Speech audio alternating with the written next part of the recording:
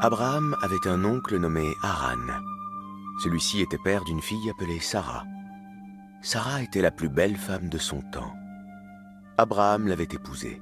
Le frère d'Abraham, qui était mort, avait un fils nommé Lot. Celui-ci suivait la religion d'Abraham. Lorsqu'Abraham fut contraint de quitter son pays, il emmena Sarah et Lot, ainsi qu'une poignée de personnes qui avaient cru en lui. Ils se dirigèrent vers la Syrie, puis vers la Palestine.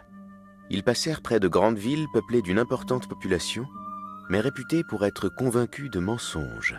Dieu y envoya Lot, qui se sépara d'Abraham à ce moment-là. Abraham poursuivit son voyage avec Sarah vers l'Égypte. Ils arrivèrent à un endroit où régnait un roi tyrannique. Ce roi avait l'habitude de mettre la main sur toutes les femmes qui lui plaisaient. Sarah, de par sa beauté hors du commun, subjugua les habitants qui allèrent informer le roi de sa présence. Le roi d'Égypte fit appeler Abraham et lui demanda « Cette femme qui est avec toi, qui est-elle? Elle est ma sœur. Qu'on me l'amène. » Abraham alla en informer sa femme. Il déclara au roi qu'elle était sa sœur pour les protéger et demanda à Sarah d'en faire autant.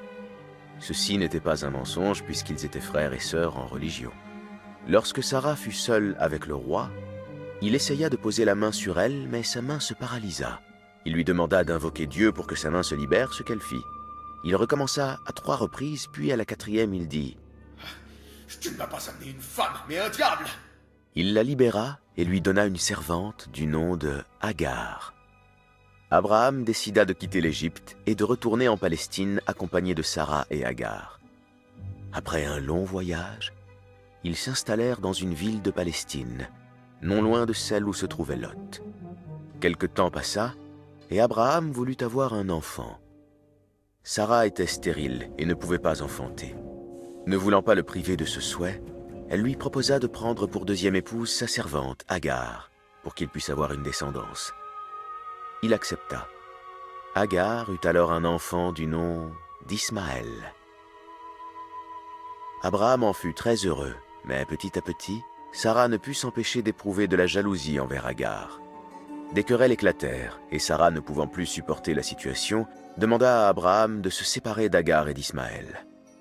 Abraham quitta alors la Palestine, accompagné de sa femme et son fils, ne sachant où les emmener.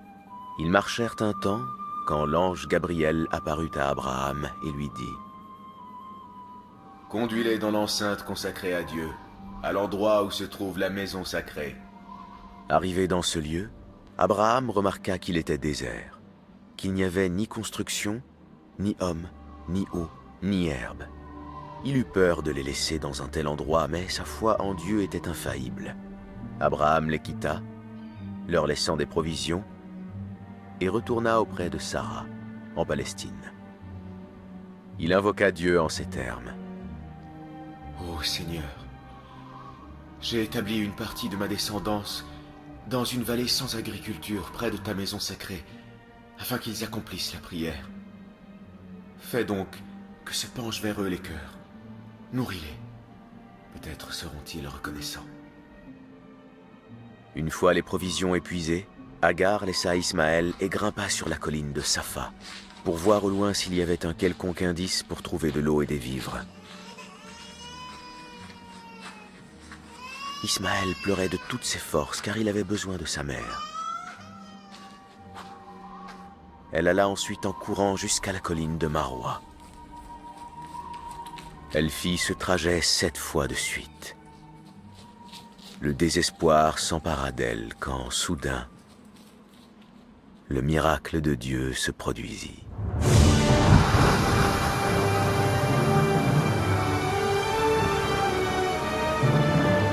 Une puissante source d'eau jaillit auprès d'Ismaël. Agar et Ismaël étaient sauvés.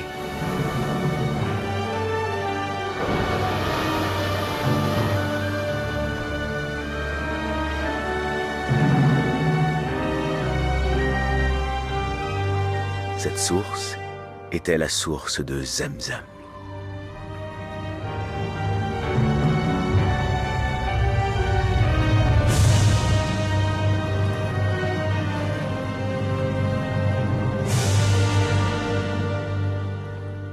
Elle était si abondante qu'une multitude d'oiseaux s'y réunirent et la survolèrent.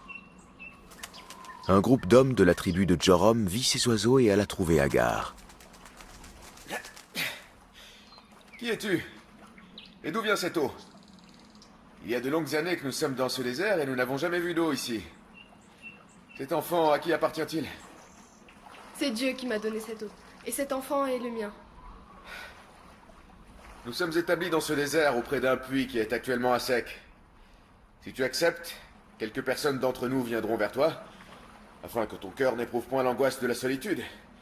Et tu nous donneras une partie de ton eau. Je suis d'accord. Après cela, les gens de Jorom s'établirent auprès d'Agar, protégeant la femme et le fils d'Abraham.